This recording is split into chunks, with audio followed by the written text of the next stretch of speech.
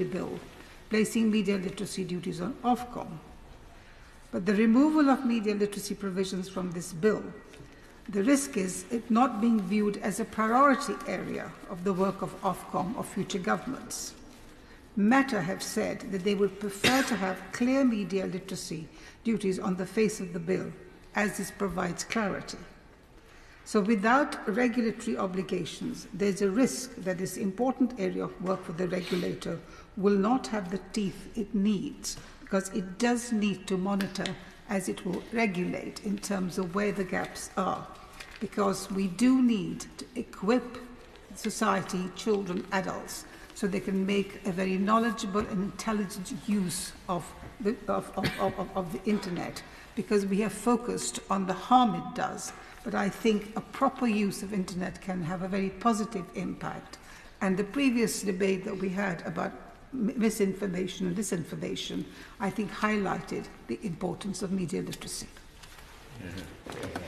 My Lords, it's a pleasure to follow the Noble Baroness Lady Prasher and to indeed join the Noble Lady in thanking the Noble Lord Knight in very clearly introducing this group. And I feel like in taking part in this debate I should declare a joint interest with the Noble Lady Baroness Fox, in that I was for a number of years a judge in the Debating Matters events to which the Noble Lady referred, and indeed the Noble Lady was responsible for me ending up in Birmingham jail the time that such a debate was conducted with the inmates of Birmingham jail. So a common interest there. I just want to pick up a couple of additional points, and I'm going to start by referring to the fact that before I joined your Lordship's committee in here today, I was in the final stages of the committee debate of the Economic Crime Bill, and the Noble Lord Sharp of Epsom, probably unintentionally, essentially provided a powerful argument for the amendments we're debating here now. We were talking, as we have at great length in the Economic Crime Bill, about the issue of fraud, and as the Noble Lord Holmes of Richmond highlighted, fraud is, if we're talking about online harms, a huge aspect of the reality of people's lives today, and one I think that really has been undercovered in this committee, although it has been very much picked up in the Economic Crime Committee. So the Noble Lord Sharp of Epsom then, as we were talking about online fraud, said consumers have to be, quote, appropriately savvy. And I think that's a description of the need for online education, critical thinking online, equipping people with the tools to be, as the Noble Lord said, appropriately savvy in facing the risks of fraud, scams and all the other risks that appear to people online. Now, I've attached my name to two groups of amendments here, two amendments here, 91, which is about the providers of Category 1 and 2A services having a duty, and then the Amendment 236 about an Ofcom duty. And I think this is very clearly joins together two aspects. The providers are making money out of the services they provide. That gives them a duty to make sure that they make some contribution towards the potential harms that their services present to people. Ofcom as the regulator obviously has a role, and I think it was the Noble Lord Knight who said obviously the education system also has a role, and there is some reference in here to Ofsted having a role.